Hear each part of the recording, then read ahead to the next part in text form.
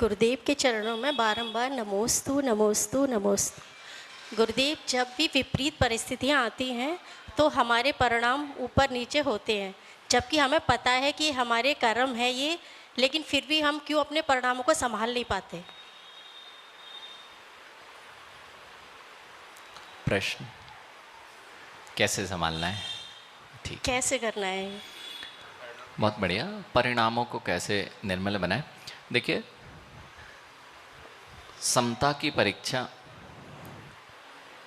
अनुकूलता में नहीं होती, प्रतिकूलता में ही समत्व भाव की और समता की परीक्षा होती है। आपकी परिस्थितियां ही जब विपरीत होती हैं तभी पता चलता है आपके अंदर कितनी क्षमता और समता है। अब जब परिस्थितियां बिगड़े तब परिणाम ना बिगड़े, इस बात को हम समझना चाह रहे हैं। उसका एक ही माध्यम है, हमें अपने आप पर, दूसरे पर अधिकार नहीं बनाना है, हमें अपने आप पर अधिकार बताना और अपने आप से कमिटमेंट करना है, सेल्फ कमिटमेंट, कि कोई कुछ भी कहे मैं नहीं कहूँगा, उत्तर नहीं दूंगा। और क्रम से अगर प्रक्रिया समझे तो जैसा जैसा जिनागम में कहा गया है आप उस क्रम से अपना जीवन जीना प्रारंभ कर दें। चरणान योग की पद्धति वह पद्धति है, संयम आदि लेना वही पद्धति है जिससे कि विपरीत परिस्थिति में जीव जीना सीख जाता है। इसलिए जो व्रती होता है, सम्यक दृष्टि जीव होता है, उसको बहुत अभिलाषाएं नहीं होती, इच्छाएं बढ़ती जा रही हैं, इसलिए परिस्थितियां हम संभाल नहीं पाते और परिणाम खराब कर बैठते हैं। तो मूल रूप से एक तो जो जिनागम में चरणान योग की पद्धति कहे उससे आप अपना जीवन जीना प्रारंभ करें, नियम से आपके परिणामों में विशुद्धि बनेगी और प्रतिकूलता में भी आप अपने मन की विपरीतता को नहीं बना पाएंगे, विशुद्ध रह पाएंगे।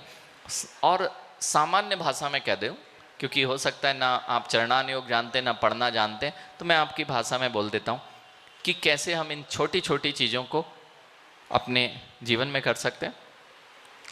यहाँ ध्यान रखना है, सामने वाले ने जवाब दिया, सामने वाले ने बहुत गुस्सा किया आप पर, आपको भी गुस्सा आ रहा है, तुरंत गुस्सा मत कीजिए।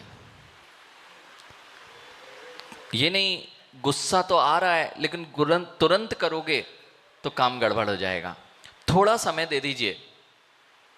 आप बहुत सारी प्रतिकूल परिस्थितियों में वही जो थोड़ा सा समय आपने दिया, इमीडिएट रिएक्शन, प्रतिक्रिया तुरंत नहीं करनी है, क्योंकि कई बार हमारी प्रतिक्रिया ही विपरीत हो जाती है, तुरंत प्रतिक्रिया कर देते हैं जिससे का नुकसान हमें बहुत भारी उठाना पड़ता है। और क्या पता अपनों से ही हम कितना बुरा बोल जाते हैं, कितना कुछ बोल जाते हैं।